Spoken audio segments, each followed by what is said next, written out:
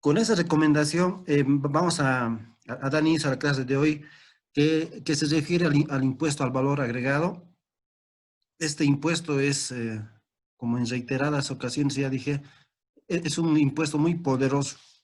Es uno de los impuestos que más recauda, el más nivel de recaudación tiene a nivel nacional.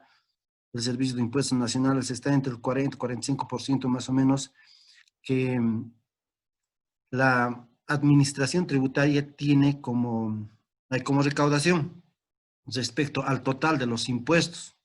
Entonces, ¿cuál es la, las características de este impuesto?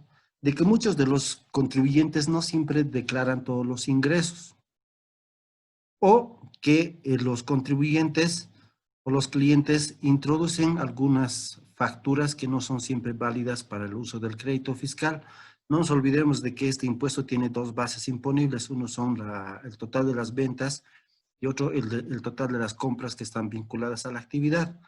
Entonces, lo que hacen para no pagar eh, lo correcto, algunos contribuyentes no declaran el total de los ingresos eh, o introducen facturas que no siempre son válidas para el crédito fiscal.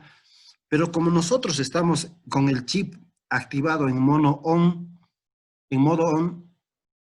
vamos a hacer nosotros, uno, conocer la normativa, porque para observar a un cliente o a un contribuyente, nosotros tenemos que tener ese conocimiento.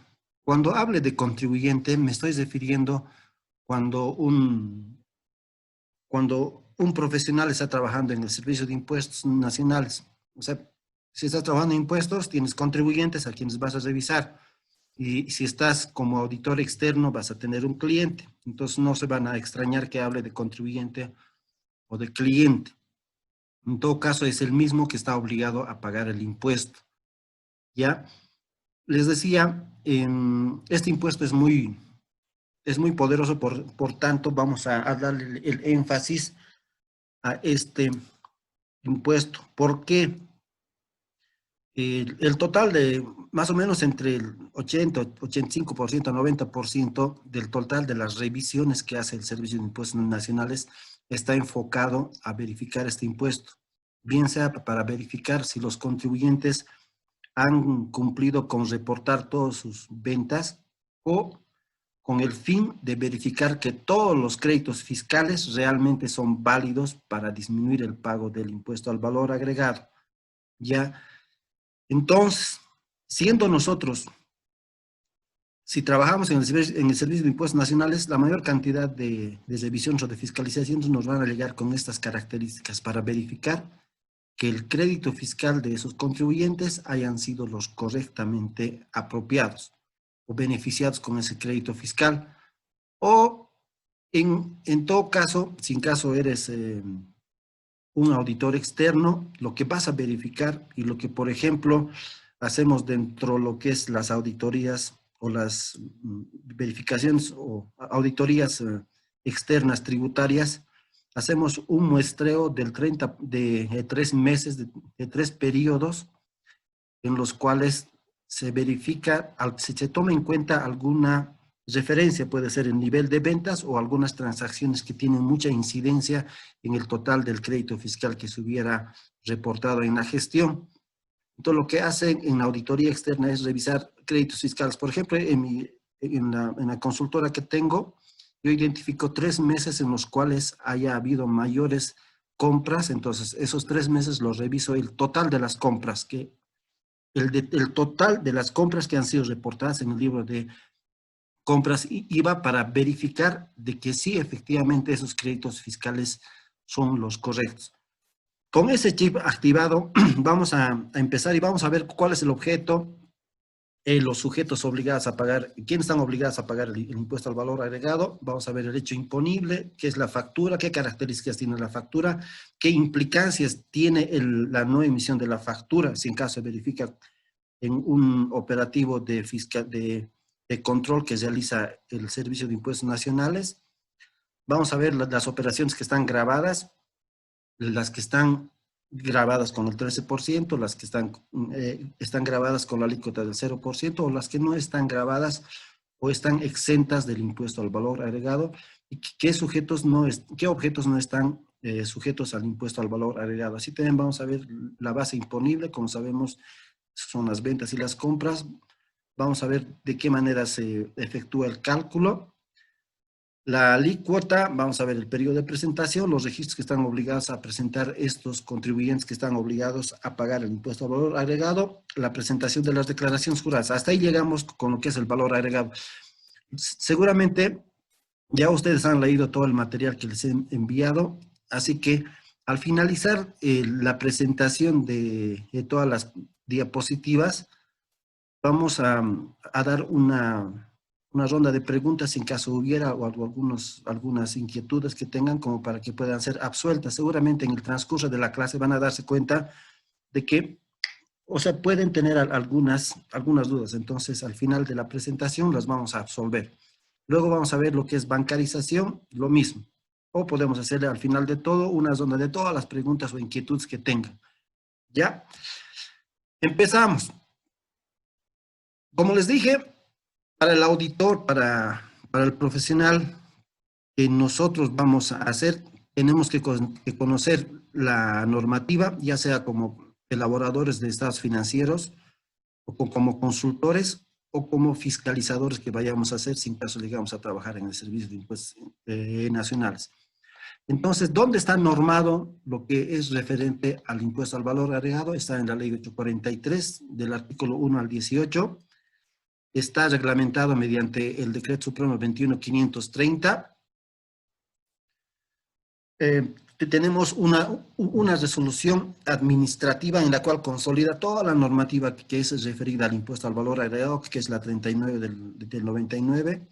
Luego tenemos otra normativa que habla de la habitualidad del IVA, es la 43 del 2005. ¿Qué características tiene la habitualidad? Les voy a comentar cuando lleguemos a ese punto. Y la normativa que actualmente sigue vigente, que es el sistema de facturación virtual, que está en la resolución normativa 21 del 2016. Toda esta normativa siempre les recomiendo que vayan revisando, estudiando, porque va a ser parte del examen. El IVA, como les digo, es uno de los impuestos que siempre tienen mayor impacto en el estudio y en la aplicación cuando estamos ya haciendo el trabajo de auditorías.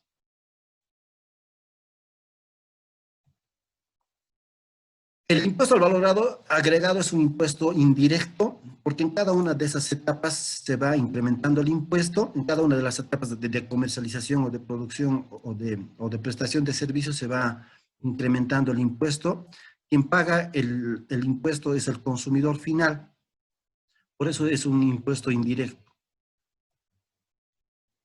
¿Cuál es el objeto del impuesto al valor agregado? O sea, algunas veces me preguntaban y me decían muy preocupados algunos amigos conocidos, ¿por qué no emiten factura los que me venden inmuebles? Mira, yo me compré una casa, pero no me ha dado la factura. ¿Por qué no está en la ley? Simplemente porque no está en la ley. La ley simplemente establece que el objeto del impuesto al valor agregado son la venta de bienes muebles, prestación de servicios, contratos de obras, alquileres, arrendamiento financiero, importaciones definitivas.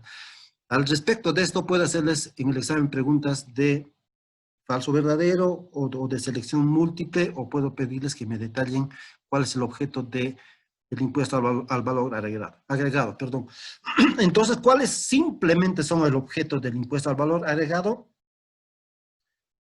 La venta de bienes muebles, prestación de servicios, contratos de obras, alquileres, arrendamiento financiero y las importaciones definitivas. No hay más, no hay tutía más. Simplemente estas actividades están alcanzadas por el impuesto al valor agregado. Pero ¿qué hace que haya la obligación de, de pagar el impuesto al valor agregado? Es que exista la habitualidad. ¿Qué quiere decir con la habitualidad? Es que lo haga recurrentemente y permanentemente esa actividad, que haga recurrentemente la venta de bienes muebles, alquileres, perdón, los que realicen obras, prestación de servicios, alquilen bienes muebles o inmuebles, el arrendamiento financiero y las importaciones definitivas. Sí, existe la habitualidad en la venta de bienes muebles, realicen obras, prestación de servicios, perdón, alquilen bienes muebles y inmuebles, entonces están sujetos al pago del impuesto al valor agregado. ¿Qué pasa si yo como comerciante o como persona normal quisiera dedicarme o quisiera hacer una actividad por fin de año y traigo juguetes, por ejemplo, para vender en Navidad, simplemente en esos días?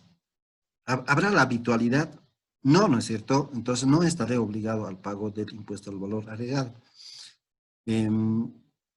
Para que yo esté obligado al IVA, tiene que haber la habitualidad, o sea, la recurrencia en los periodos de que yo realizo esa actividad. Y de esa manera soy sujeto obligado al IVA.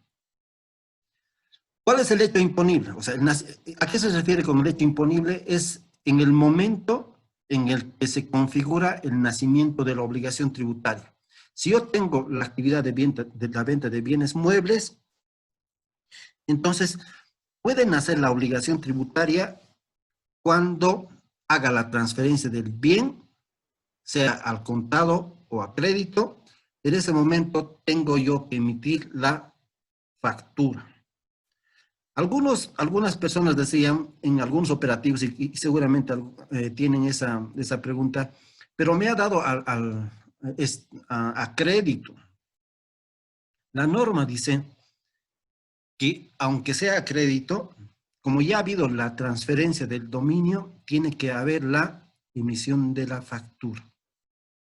Ahora, si en caso me ha dado un anticipo y no lo he entregado el bien, como me ha dado el anticipo, igualingo, tengo que emitir la factura. La factura es el documento que realmente es el controlador para que el cumplimiento de la obligación tributaria del IVA se configure y se cumpla y se recaude oportunamente. La factura, por eso existen operativos, ya les voy a mostrar más adelantecito, operativos del Servicio de Impuestos Nacionales en el cual hacen controles de emisión de facturas. Han debido ver algunas veces algunos locales clausurados por no emisión de factura. Es por eso que, porque es un impuesto poderoso y porque muchos de los contribuyentes no están acostumbrados a pagar el impuesto y muchos compradores tampoco están exigiendo la factura por la venta que hacen porque prefieren un descuento que no es lo correcto. Entonces, la administración tributaria siempre está realizando este tipo de operativos. Cuando estaba yo en impuestos, hacíamos 2 operativos mínimamente al mes de todos los servidores públicos, porque porque lo que hacíamos era de que haya conciencia tributaria, que todos los que venden tengan que emitir factura, porque implicaba de que esto no se les quitaba el derecho al crédito fiscal del comprador. Ahora, en el caso de los contratos de obras y prestación de servicios, dicen, tiene que ser emitida la factura al momento de la conclusión del servicio, ya sea total o parcialmente en el caso de las construcciones o de los contratos de obras.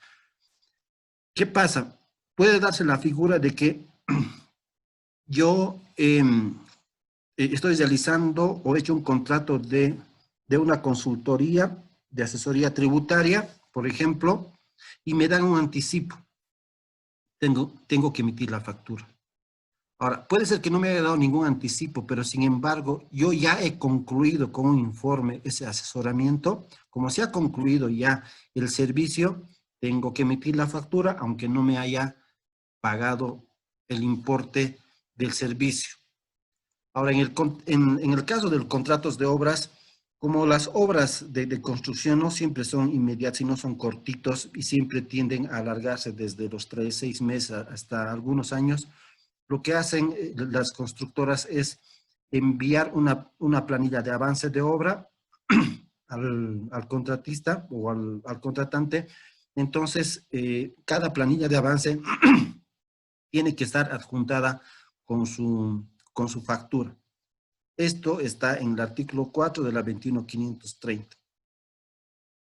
Ahora, como les decía, el impuesto, la factura es un documento que respalda la transacción.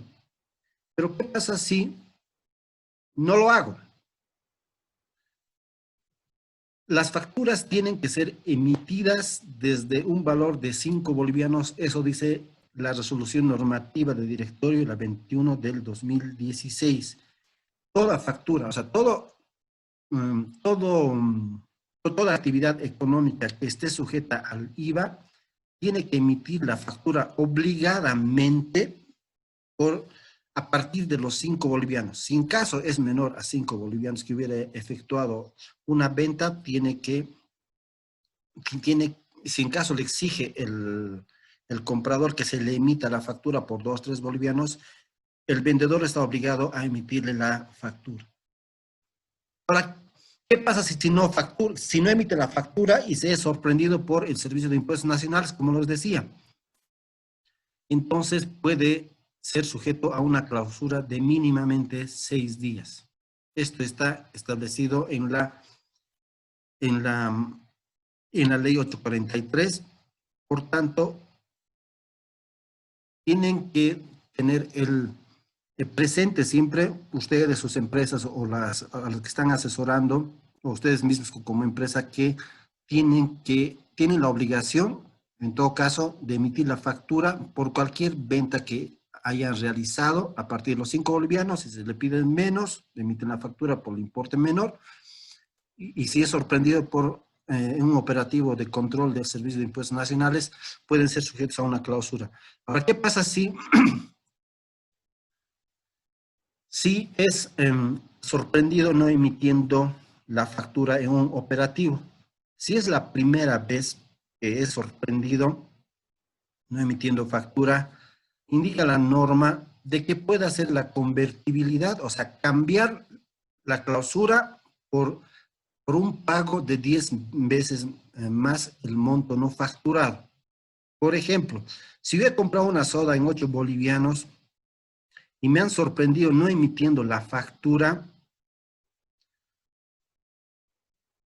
lo que dice la norma es que te puedes hacer clausurar por 6 días o pagar el valor de 10 veces más el monto no facturado.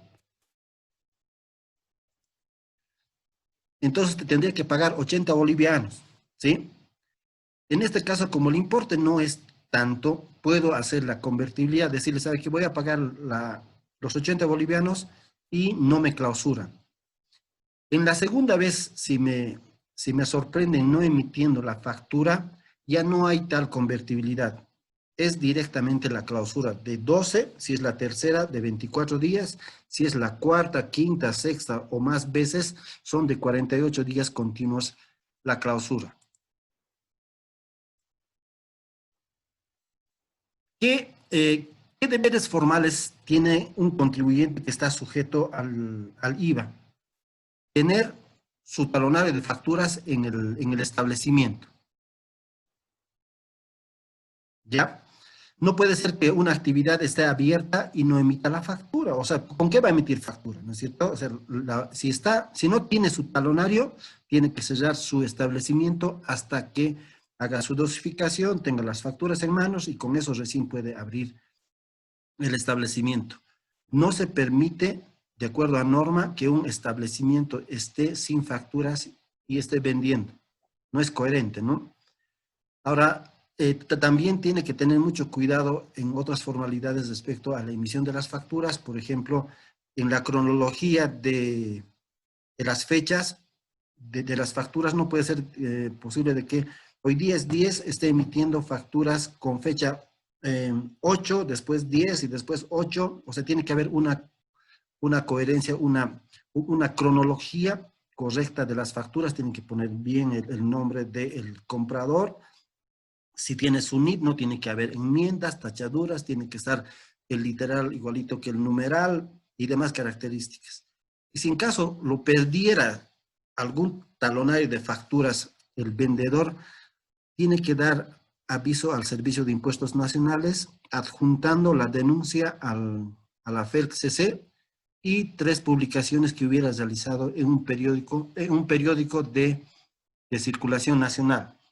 Si en caso no lo hace ese trámite y cuando le pidan alguna información al Servicio de Impuestos Nacionales o documentación, bajo las obligaciones que establece el Código Tributario, que indica que el contribuyente tiene la obligación de custodiar durante el periodo de prescripción toda la documentación tributaria a los impuestos que estaba obligado, y si en caso le pide la administración tributaria y no presenta esa documentación porque lo había extraviado y no ha hecho el trámite, entonces va a ser sujeta a una sanción que va desde los 750 UFBs hasta las 1500 UFBs. Ahora, dentro del IVA, les decía, existen operaciones que están grabadas con la alícuota cero. O sea, van a emitir la factura, están obligados a emitir la factura, simplemente bajo las características que establece la norma. Por ejemplo, la venta de libros que se refiere a la ley Óscar Alfaro número 366, indica, como en el caso también, perdón, de la venta de minerales y metales y quienes realizan el transporte internacional, estas actividades van a emitir la factura. Simplemente que estas facturas van a tener como alícuota el crédito fiscal, que no va a ser el 13%, sino va a ser el 0%. Por tanto, estos contribuyentes, cuando hagan su declaración, como se han debido ver en una declaración jurada, existe el rubro de operaciones grabadas con alícuota cero, entonces pondrán ese importe y simplemente van a declarar, van a determinar el débito fiscal en base a las facturas que tienen como alícuota el 13%. En el ejercicio que les he enviado, está clarito ahí lo que les indico y cuál es la forma de determinación en este caso. En la resolución normativa también que los envié, ahí está estableciendo que las operaciones grabadas con alícuota cero tienen un tratamiento especial. Para el caso del crédito fiscal no es el 13%, se tiene que determinar un crédito fiscal, que cuando lo veamos seguramente ese ejercicio van a hacerme algunas consultas que se los voy a aclarar con mucha tranquilidad. ¿Ya? Ahora, hay operaciones grabadas que están con el 0% de alícuota del IVA, pero también existen algunas operaciones que están liberadas. Pueden tener las mismas características o el objeto del IVA pueden realizar algunos contribuyentes, pero sin embargo, dice la norma, van a estar exentas o no están liberadas del IVA, como ser las actividades en zona franca. Por ejemplo, en Cobija, toda la ciudad de Cobija es zona franca, por tanto, las operaciones que están alcanzadas por IVA no van a pagar IVA. Luego, las actividades culturales de artistas nacionales también están liberadas, siempre que cumplan 2 requisitos: que ellos mismos sean los auspiciadores de la presentación y que lo hagan en predios estatales o del Estado plurinacional. Si en caso no cumplen esos 2 requisitos y son auspiciados, por ejemplo, un tercero o un empresario tercero, y aunque sea la presentación en un predio estatal, está sujeto al pago del impuesto al valor agregado. Y si en caso este artista o esta actividad cultural es auspiciada por él mismo, pero sin embargo le hace en un local privado o un escenario privado, entonces tiene que pagar el IVA. En otras palabras, ¿Cuáles son los requisitos para que sea liberada del impuesto al valor agregado a las actividades culturales? Que sea auspiciada por él mismo y lo haga en un predio estatal. Luego también están liberadas o no pagan el IVA las exportaciones y tampoco están alcanzadas o están exentas el turismo receptivo. Otras operaciones que tampoco están grabadas, están exentas, son los ingresos por operaciones financieras, la venta de bienes inmuebles, las exportaciones, lo que les decía, importaciones del cuerpo diplomático en base a los convenios o acuerdos binacionales o multinacionales que tienen los países. Por tanto, toda la mercadería o bienes que vayan a ser importados por el cuerpo diplomático de cualquier país que tenga el acuerdo está liberado del impuesto al valor agregado. Y también cualquier persona que introduzca, importe mercaderías al Estado Nacional del extranjero está liberada mientras sea de buena fe o bona fide hasta un monto, el monto límite para ser introducida como mercadería es el equivalente a $1,000, pero tiene que ser para consumo particular. Si detecta la aduana que están importando, por ejemplo, cajas de whiskies y por valor de $500, qué sé yo, entonces en ese caso se ve de que hay una intención de comercialización. Por tanto, va a pagar el impuesto al valor agregado.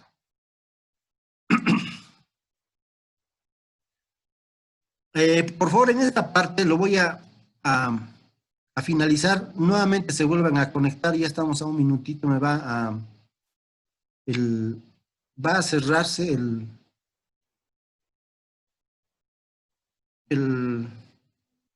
la clase. Se vuelven a conectar, por favor, al mismo, ¿ok? Está bien, licenciado. Ahorita mismo, ya, les decía, ya sea como auditores externos o como funcionarios del Servicio de Impuestos Nacionales, toman bastante énfasis en la determinación del IVA. Como les dije, es un impuesto muy poderoso y al cual le dan bastante cobertura la administración tributaria. Como le da bastante cobertura e importancia la administración tributaria, los auditores y los contribuyentes tienen que tener mucho cuidado en la determinación del IVA. No simplemente es la aplicación de las alícuotas a las bases imponibles, sino que también es los requisitos o características que tienen que contar para que ese crédito fiscal, en todo caso, o un débito fiscal, sea válido para su determinación, ya sea un saldo a favor del fisco o a favor del contribuyente. ¿Cómo determinamos el IVA? Como les decía, el IVA tiene dos bases imponibles. Es el total de las ventas a la cual se aplica la alícuota del 13% que establece para este impuesto y se determina el crédito fiscal, el débito fiscal. Estamos. Y en el caso, dice, para la determinación del crédito fiscal se aplicará la alícuota del 13% al total de las compras que estén vinculadas a la actividad o que sean válidas como para tomar el crédito fiscal. De esa diferencia puede determinarse un saldo a favor del fisco o un saldo a favor del contribuyente. Hasta ahí no hay problema, ¿sí? Eso simplemente es aplicación de la determinación de una base, aplicas la alícuota y determinas el débito, ya sea, o el crédito fiscal, y listo. Tienes un saldo a favor del fisco o a favor del contribuyente. Pero ¿dónde está lo terrible de este impuesto? Es que para determinar el crédito fiscal, ¿qué hace el crédito fiscal primero? El crédito fiscal hace de que se pague menos el impuesto al valor agregado. Por tanto, muchas veces y muchos clientes y muchos profesionales no tienen el cuidado necesario como para conocer y aplicar la determinación del crédito fiscal. La normativa dice que tiene que reunir estos requisitos. Sin embargo, existe una sentencia constitucional también en la cual establece de que qué requisitos tiene que tener un crédito fiscal. Algunas veces la administración tributaria puede tener otro criterio para no hacer valer un crédito fiscal. Sin embargo, como les digo, hay una sentencia constitucional ya y sobre la cual me estoy basando para que nosotros como profesionales, ya seamos como fiscalizadores o como contadores o como auditores, tenemos que tener el cuidado para proteger ese crédito fiscal que nosotros estamos imputándole al impuesto al valor agregado para disminuir el pago de este impuesto o tener un saldo a favor. ¿Cuáles son los requisitos? Que exista la factura, es decir, que posea la factura original. En el momento en que están haciendo el registro contable o están realizando una auditoría o están haciendo una fiscalización, lo que tenemos que ver es que exista la factura original, porque si en caso de una auditoría o una fiscalización que se realiza a un contribuyente o estemos realizándole a un cliente, nosotros vamos a tener que observarlo. Si somos una auditoría externa, vamos a observar y vamos a indicar que se regularice porque el pago de ese crédito fiscal indebidamente utilizado pague. Y si en caso es realizado por el Servicio de Impuestos Nacionales y verifica de que no exista esa factura original, lo que va a hacer la administración tributaria es hacerle pagar con deuda, como incluyendo los accesorios de ley, que son el mantenimiento de valor y los intereses, lo cual se va a convertir en deuda tributaria. La administración tributaria le va a hacer pagar sí o sí, a la buena o a la mala, ¿no es cierto? Hasta que sea ejecutoriado, pueden llegar incluso al remate de sus bienes si en caso tiene el contribuyente, algunos bienes registrados, si en caso no quisiera asumir o pagar ese crédito fiscal. Ahora, respecto a la originalidad de la factura, gestiones anteriores, la administración tributaria lo que hacía era exigir lo que establece la ley 843, que dice que sí o sí tienen que tener la factura original. Sin embargo, ya en algunos tratadistas han hecho el estudio de esa figura que establece la ley 843 y haciendo referencia al Código Civil, donde indica de que una copia legalizada de un documento puede sustituir a un documento original. En este caso, si en caso conseguimos la legalización con todas las formalidades de una factura, esta puede sustituir a la factura original. Por tanto, la administración tributaria no nos podría determinar como crédito fiscal indebidamente utilizado. No siempre, en otras palabras, podríamos tener la factura original, puede ser que lo hayamos extraviado, que haya habido algún tipo de siniestro. Entonces, lo que podemos hacer es conseguir una fotocopia legalizada del proveedor y esa tranquilamente sustituye a la factura original. Ahora, otro de los requisitos, dice la sentencia, es que como respaldo a esa factura, tiene que estar un medio fehaciente de pago. Puede ser un depósito, una transferencia o lo que vamos a ver en las bancarizaciones. Seguramente ya han leído qué tipos de documentos son medios fehacientes que pueden respaldar a una transacción. Ejemplo, en una empresa muy importante de aquí de Bolivia, han tomado como política como política de adquisiciones que todos los importes mayores a 500 bolivianos tienen que ser realizados mediante pagos o transferencias de cuentas a los proveedores. ¿Por qué? Porque de esta manera están fortaleciendo a ese crédito fiscal, están cuidando que ese crédito fiscal no sea observado por el Servicio de Impuestos Nacionales. porque ese documento, ese medio fehaciente, le da seguridad de que ha habido la transacción, que el documento que estás presentando como factura es, es válido para el crédito fiscal. Anteriormente, hace unos 8 o 7 años, han habido muchas facturas que eran clonadas, falsas, y cuando se le pedía al contribuyente que nos presente un medio fehaciente de pago, no tenía, pues, ¿no es cierto? Porque compraba la factura y lo compraba en efectivo, simplemente factura, o sea, compraba la factura sin que exista el nacimiento del hecho generador, o sea, no había el hecho generador, no había el nacimiento de la obligación tributaria. Simplemente compraban factura. Entonces, de eso ha nacido que la bancarización, en la cual se establece que tiene que tener las facturas, en este caso, para la bancarización, tiene que contar con un documento que es emanado de una entidad financiera que está autorizada por la ASFI.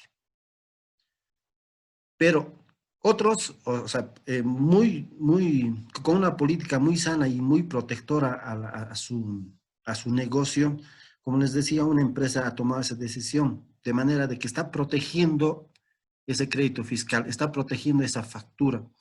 Si en caso no respaldaran con eso más, pueden presentar todo tipo de documentos de respaldo.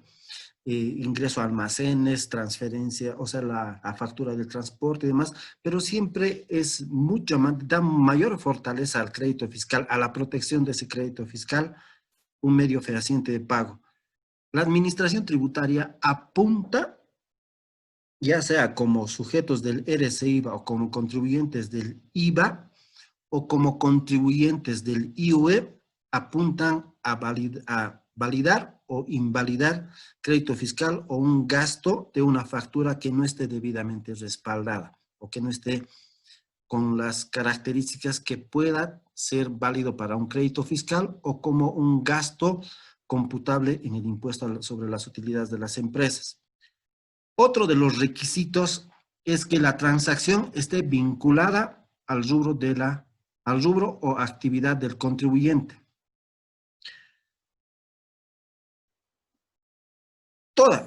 Cualquier compra que vaya a realizar un sujeto pasivo o un cliente o una empresa, va a ser válido ese crédito fiscal mientras esté vinculada a la actividad de ese contribuyente. Les voy a dar en un cachito más un claro ejemplo, lo que ha pasado y lo que podría pasar cuando no cumplen estos requisitos.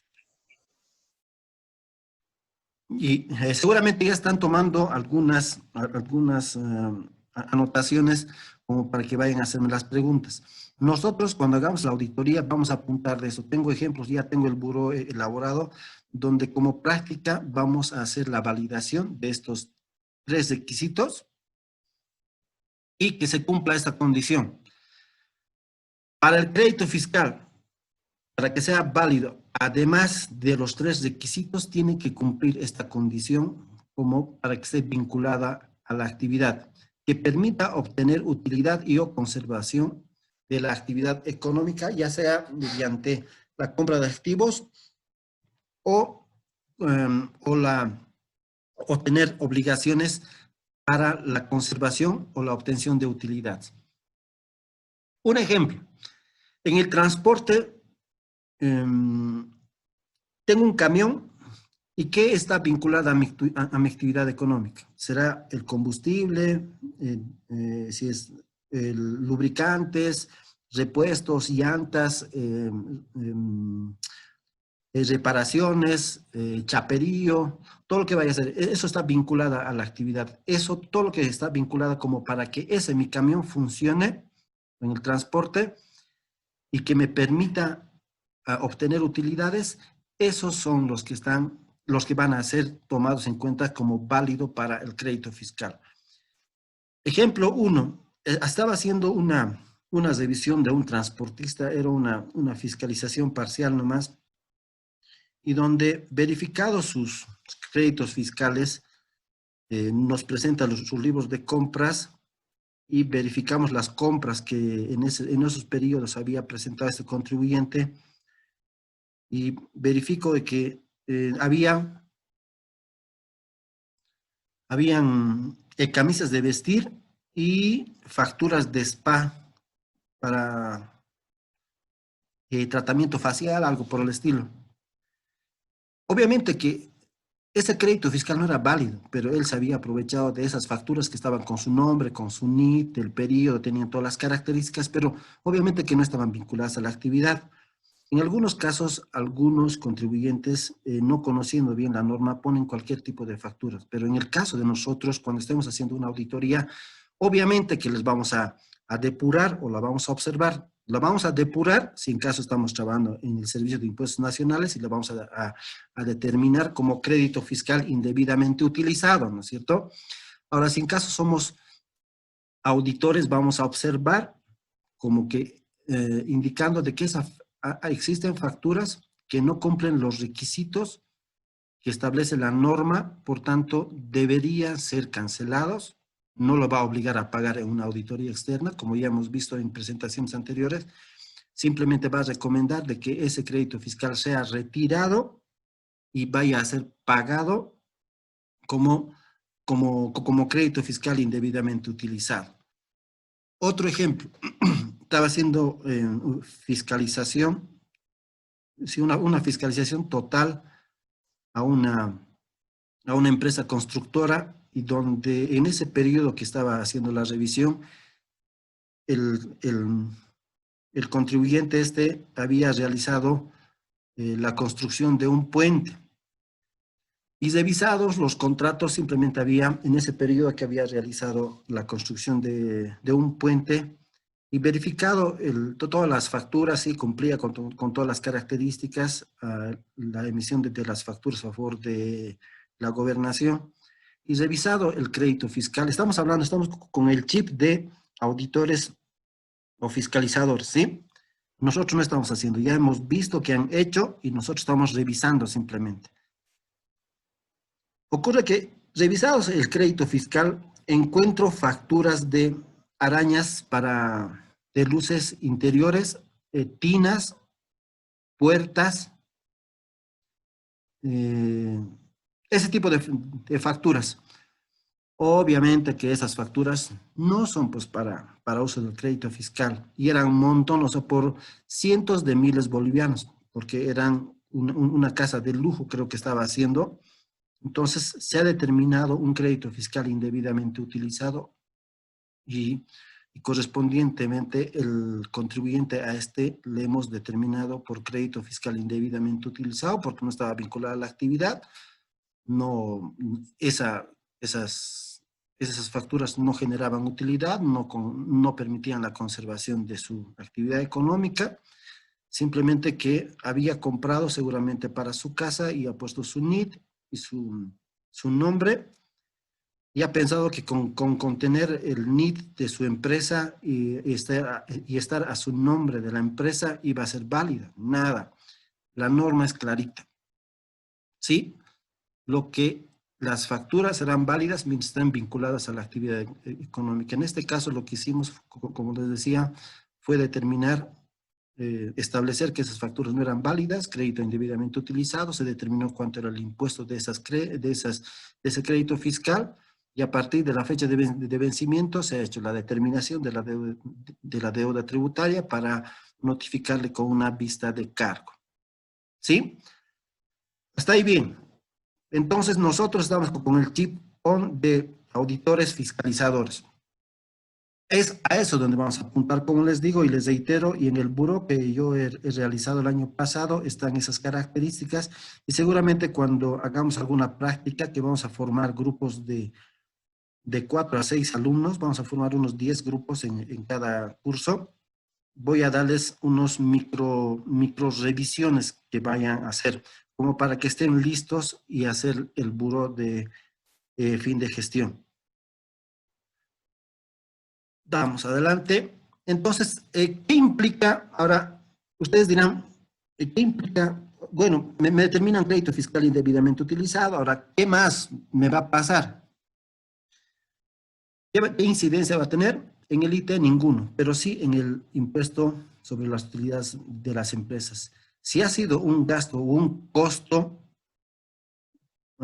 emergente de la compra de ese crédito, de esa factura que no era válida para crédito fiscal, se determina que el impuesto sobre las utilidades de las empresas hubiera sido subestimado. Quiere decir que ha pagado menos. Por tanto, se va a hacer el retiro de esos gastos o costos y se va a determinar un mayor IUE. Por tanto, por la diferencia va a determinarse una deuda tributaria que tiene que ser pagada por el contribuyente. El IUE es el 25%. ¿No es cierto? Así que imagínense si el 13% está pagando crudamente y mucho el contribuyente, llegar al IUE más es catastrófico para un cliente o una empresa. Por tanto, nosotros en el afán ese como contadores inicialmente lo que tenemos que siempre tener cuidado es que determinemos y establezcamos bien que ese crédito fiscal esté bien protegido y cumpla la norma. Si no cumple la norma, estamos en riesgo de que esa empresa vaya a tener problemas con el Servicio de Impuestos Nacionales. Y muchas veces llegan las revisiones que hace el Servicio de Impuestos Nacionales en los peores momentos que están atravesando los contribuyentes o nuestros clientes. Entonces, es siempre preferible económicamente y bajo la seguridad que hay que darle a una empresa que siempre esté sostenible y en marcha. Nosotros como contadores debemos realizar el trabajo de ser muy minuciosos y cuidadosos en establecer que ese crédito fiscal sea el correcto. Impuestos nacionales, como les digo, entre el 80 y 90% de los verificas apuntan al crédito fiscal. Luego, hacer controles de facturación. Tengan siempre en cuenta estos puntos, estas recomendaciones y están asegurándoles uno de que estos contribuyentes no van a tener problemas y nosotros como profesionales que somos, como auditores que vayamos a hacer, si nos toca hacer una auditoría o una fiscalización estando en el Servicio de Impuestos Nacionales, vamos a apuntar que se cumpla la norma. Si en caso no se cumple, vamos a indicar de que se pague, si en caso si estamos en el Servicio de Impuestos Nacionales, vamos a hacer que se pague o se pague. Si en caso somos auditores externos, vamos a recomendar que ese crédito fiscal sea cancelado. Ahora, ¿qué requisitos tienen los contribuyentes? Cuando estamos haciendo auditoría, nosotros vamos a verificar que el contribuyente haya pagado correctamente y oportunamente su impuesto al valor agregado. Pero también vamos a verificar que haya cumplido con los registros que le obliga a cada contribuyente del IVA. El registro correcto de su libro de compras, el registro correcto de su libro de compras, el envío mediante el facilito y mediante la oficina virtual de toda esa información. En el trabajo de campo que se realiza en el Servicio de Impuestos Nacionales o como auditores externos, se toma una muestra, les decía, del cual se hace el cotejado de cada una de las facturas y todas las características. Por ejemplo, que esté dentro la fecha, que la fecha de esa factura sea del periodo, que el nombre de esa factura esté a nombre del comprador, de nuestro cliente, que el número de NIT esté correcto, que el importe numeral literal sean correctamente trasladados de la factura al libro de compras o de ventas, todas esas características. Ese trabajo de campo se realiza en auditoría, ya sea de cualquiera de las dos partes. Como les digo, como para hacerles a nuestros clientes o a los contribuyentes. Luego, dentro de otros requisitos que tienen que cumplir los contribuyentes del IVA, las actividades comerciales que tengan venta de mercaderías menores a 5 bolivianos, tienen que tener su librito de ventas en el cual van a hacer el detalle de todas las ventas menores por las ventas menores a 5 bolivianos y al final del día van a hacer la suma y la suma de esas ventas menores a 5 bolivianos van a ser emitidas en una sola factura al final del día con la descripción de ventas menores, en el nombre o del beneficiario van a poner sin nombre y sin carnet de identidad ni ni NIT, pero sí van a poner la fecha, ¿no? Entonces, esos requisitos siempre tienen que ser cumplidos por los sujetos al pago del IVA. Y entre otros requisitos que también vamos a ver más adelante, es que tienen que enviar la información del auxiliar de bancarización por las compras, por las ventas mayores a 50.000 bolivianos. ¿Con el objeto de qué? De validar el IVA del IUE. Si en caso los contribuyentes no envían el auxiliar de bancarización por alguna venta o compra mayor a 50.000 bolivianos, van a ser depurados sus créditos fiscales o los gastos que tengan gastos o costos que tengan en el IUE. Hemos hablado todo lo que es respecto al IVA, pero ¿de qué manera lo va a formalizar el cumplimiento de su obligación tributaria? Mediante el pago en el formulario IVA en la versión 13 actualmente, que se lo hace en la oficina virtual, con su usuario y contraseña ingresa el contribuyente, hace su declaración, hace el reporte de todas las compras que ha tenido, de todas las ventas primero, de todas las compras, en caso ha tenido un saldo a favor del periodo anterior, lo va a actualizar en base a las UFBs del último día hábil del periodo anterior y el último día hábil del periodo en que está declarando. Determina, haciendo todos esos parámetros, como han visto en el ejercicio que les he enviado, puede determinarse un saldo a favor del fisco o a favor del contribuyente. Si en caso es a favor del fisco, tiene que hacerle el pago en una entidad financiera autorizada por el Servicio de Impuestos Nacionales. Por el Servicio de Impuestos Nacionales. O sea, impuestos es quien autoriza qué pagos, qué empresas van a recibir los pagos de estos impuestos. Hasta ahí una parte. Vamos a lo que estábamos viendo de esto de la bancarización. ¿Qué características tiene la bancarización? Como antecedentes les decía, en la bancarización, en gestiones anteriores les decía que había bastantes personas que se dedicaban a clonar facturas y a vender facturas o vender facturas falsificadas. Y algunos contribuyentes se inventaban créditos fiscales por cualquier importe. Frente a eso, el Servicio de Impuestos Nacionales ha normado, primero mediante el nuevo sistema de facturación virtual del 2007 y luego este último mejorado con el sistema de facturación virtual, que es la 21 del 2016, que lo han leído. ¿Con qué objeto? De que todos los créditos fiscales sean realmente los que van a ser válidos para ser utilizados y disminuir el IVA. Era todo un atroz, o sea, antes del 2007, hasta el 2010 o 11, hacíamos operativos, 10 minutitos más. Acabamos esta y luego vamos a ir a las preguntas, ¿ok? En la última tercera sesión. Pura preguntas en la última. Vamos a volver a unirnos. Entonces les decía, bajo esos antecedentes, ¿qué es lo que norma? Además que esto está establecido que todo lo que los contribuyentes, si quieren hacer valer un derecho como es el crédito fiscal, tienen que respaldarlo con medios fehacientes de pago.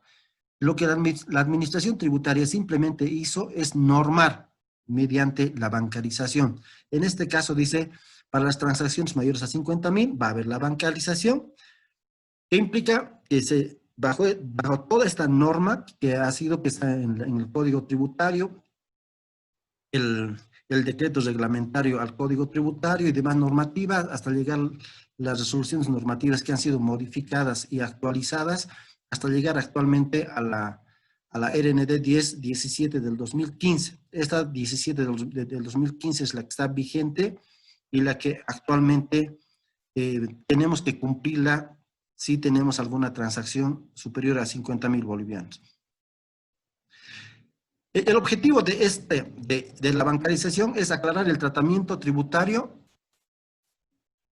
de las transacciones iguales o mayores a 50.000 bolivianos para que sean respaldadas con los documentos emitidos por las entidades financieras supervisadas o autorizadas por la ASFI. ¿Cuál es el alcance todas las personas naturales y jurídicas, sean entidades, empresas nacionales del Estado, organismos del Estado, cual fuera su naturaleza, están obligados a brindar esa información de la bancarización si en caso han tenido ventas o compras mayores o iguales a 50.000 bolivianos. Estos son los documentos fehacientes de pago.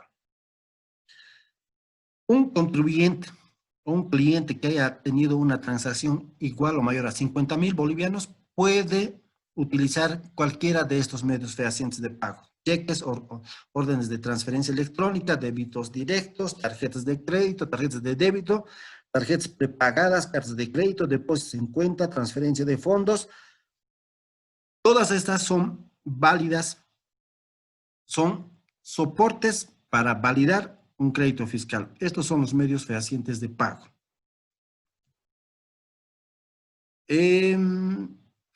Aquí no me decía, vamos a esta. El tratamiento tributario para el IVA. En resumidas, lo que les decía, si en caso un contribuyente ha tenido transacciones mayores o iguales a 50.000 bolivianos, tiene que estar respaldada con un medio fehaciente de pago para que sea válida.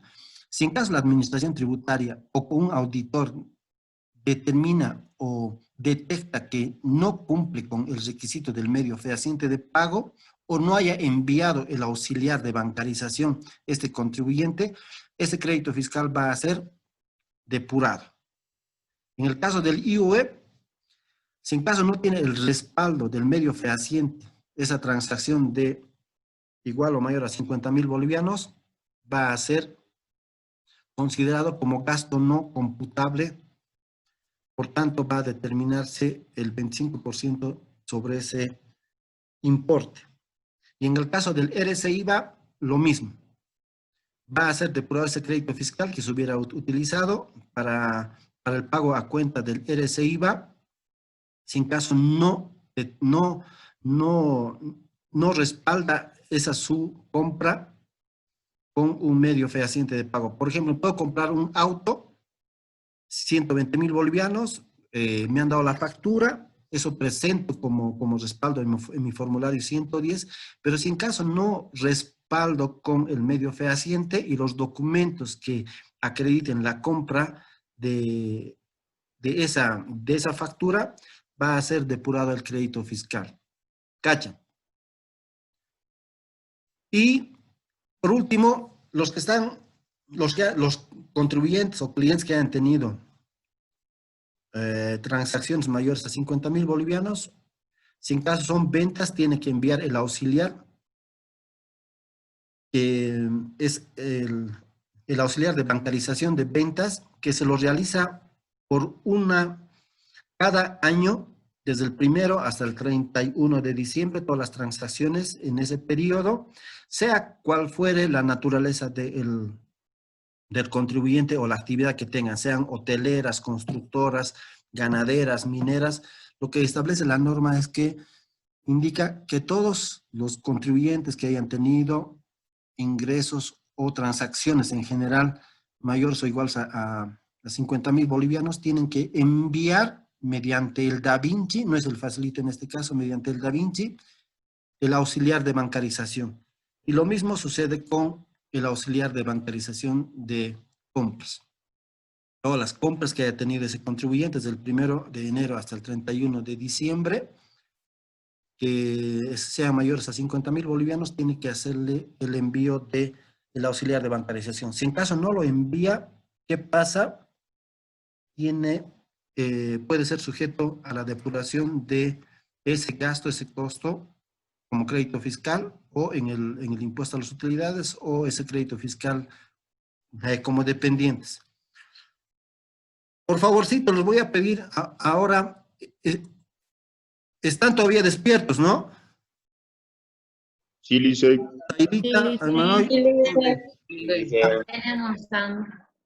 ¿Están cansados? Todavía no. Sí. No. Sí. No, Lice. ¿Sabes? No, Licey, continuaremos. Ya, ok. Continuaremos, Liz. Ya, ¿sabe qué? Lo voy a finalizar esto y volvemos a entrar a toda la ronda de preguntas que vayan a hacer o complementaciones o inquietudes que tengan. ¿Ok? Está bien, Está bien, Lice. Liz. Está bien, Lice.